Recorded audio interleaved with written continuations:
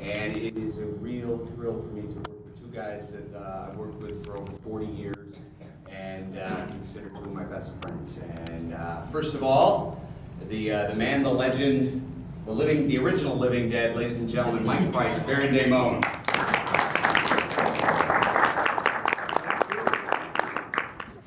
And the man who put the side in sidekick, his sidekick, very hairy, Dennis Calkins.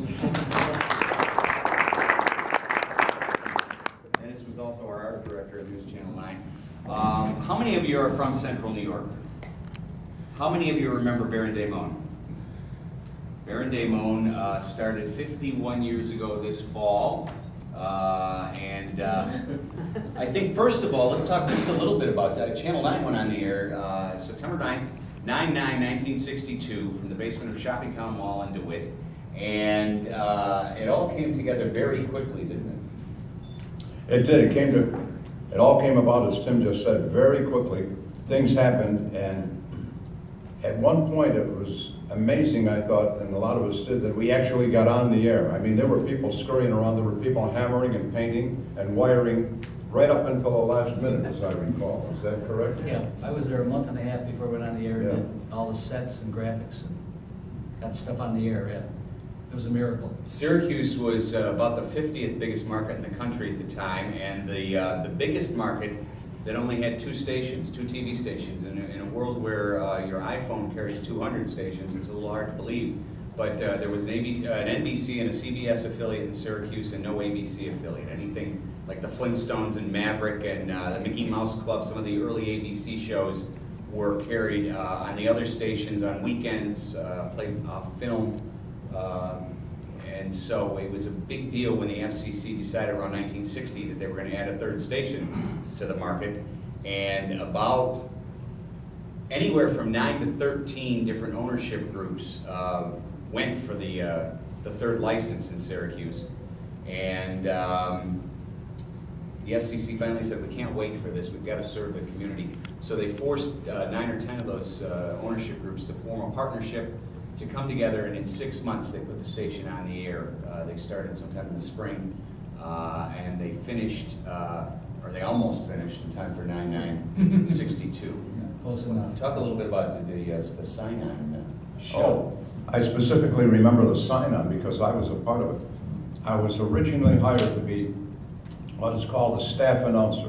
That meant that I would do some station breaks and voiceover commercials and promotional announcements. And I was going to be the weathercaster. That's before the days of when now that everybody's a meteorologist that presents weather on the air. But in those days, they would just hire weathercasters, and an announcer would be assigned to do the weather. So on opening night, we went on the air at 9 o'clock, like Tim mentioned. It was on the 9th day of the 9th month at 9 p.m. Strange time to sign on the air. And we had a big drape that went around the perimeter of the studio, hung right from the ceiling to the floor. And Phil Margaret was the host MC to tell people about the station and what was coming and introduce people. So he introduced me, and the drapes overlapped. And I couldn't find the slit or the opening where they overlapped. So when he introduced me, he said, and here's our new weathercaster and announcer, Mike Price. And all you see is the drapes moving, you know, and my hands clawing on the other side of the drape. And he said, and here he is, Mike Price. It was the beginning of comedy on Tuesday. Like 2 or 3 times he did that. And finally I found the slit, and he had to help me and said, come on, are you coming out now? Or what's going on? Didn't you step on your microphone cable also? I think you tripped on your microphone cable. I had a nice great trip. shtick. It was very funny. None of that was planned to be funny. To me, it was quite embarrassing. I don't know if people thought, oh, that's part of the routine or not. I don't think they did. This is a funny station. So, That hour-long sign-on show lasted 43 minutes, and then they immediately signed off until the next day when they get a few more wrinkles taken care of that day. But that was the start of 51 years of service to Central New York. How did Baron Daemon come about? Baron Daemon came about. Now, Dennis will get tired of it. He's tired of hearing this. But our general manager and program director were just talking casually in the hall. And I heard one say to the other, you know, we've got this package of Universal films, these old horror films. and they had Boris Karloff as Frankenstein, and Lon Chaney Jr. was the Wolfman, and I think Karloff was also the Mummy, and Bela Lugosi, who was Count Dracula. They had all these old horror films from back in the 30s and early Probably showing in 40s. the other room right now. And he said, where are we going to use these? Where are we going to put these? There's no place to put these. And I overheard that conversation. I said, you know, I said, I can do a fairly decent imitation of the way Bela Lugosi did Dracula. So I talked like that to them for a couple of minutes. And they said, well, no, they didn't answer so well. They did not answer. It's catchy. They didn't say, well, why don't you try that? So they said, gee, that might work. I said, I know they've done it in a couple other cities. New York had a guy called Zachary, who hosted late movies years ago. And then there was a man in Cleveland, his name was Goulardi, and he did the same thing, late on a Saturday night when they'd run these old horror films. So I mentioned that, and they said, well, let's try it. We like what you just said now.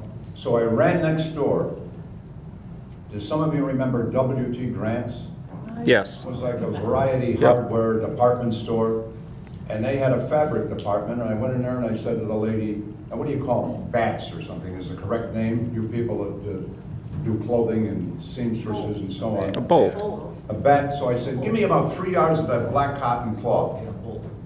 which the woman did, and then I went upstairs to cosmetics, and I got the darkest lipstick I could find and some crepe hair.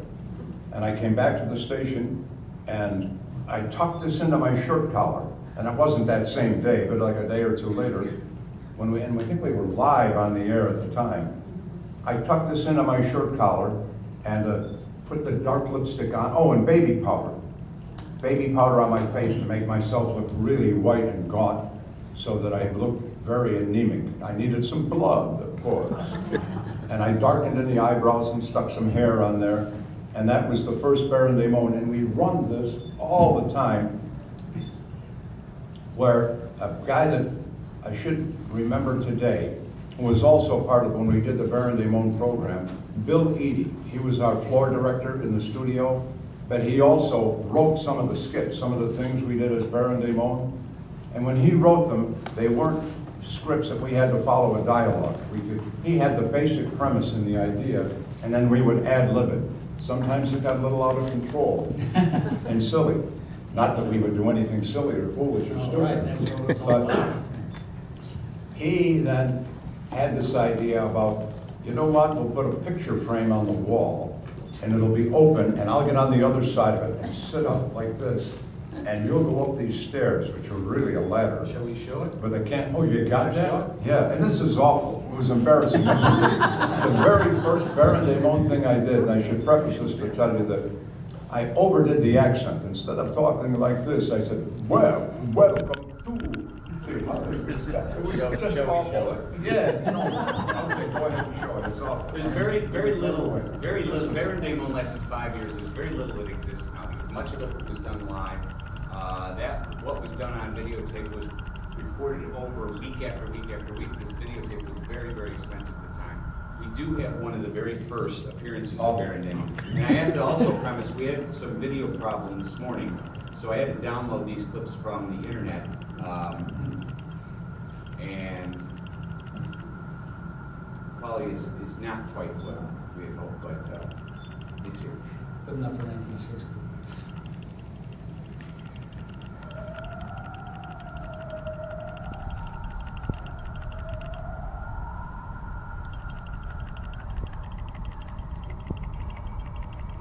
Black and white.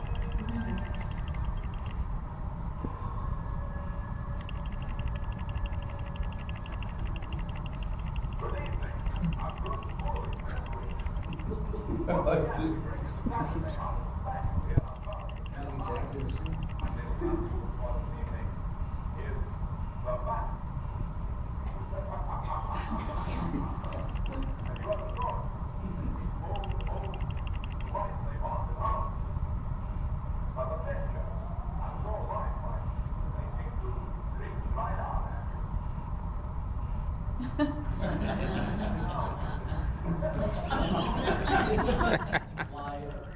See, that was supposed to be the beginning, the lead, and then at the end of the program, after the